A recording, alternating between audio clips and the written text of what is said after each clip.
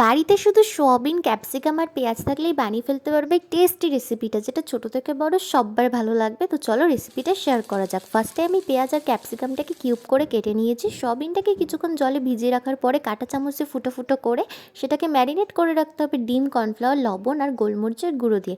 তারপর ছাকা তেলে ভেজে সাইড করে রেখে দিয়েছি। এটা কিন্তু শুধু মুখে খেতেও বেশ ভালো লাগে।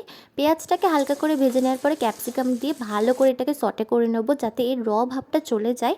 তো অনেকক্ষণ ধরে একটু ভাজা ভাজা করার পরে এর মধ্যে আমি মশলাটা দিয়ে দেবো। এটাকে আমি আগে থেকেই গুলে রেখেছিলাম। এর মধ্যে আছে tomato ketchup, chilli sauce, soya sauce, চিনি, লবণ, একটু জিরের গুঁড়ো আর একটু লঙ্কার গুঁড়ো, যেটাকে জল দিয়ে গুলে আমি এটা দিয়ে দিয়েছি। ভালো করে কষানোর পরে যখন কালারটা ঠিক এরকম চলে আসবে, এর মধ্যে আমি দিয়ে দেবো কর্নফ্লাওয়ার গোলা জলটা।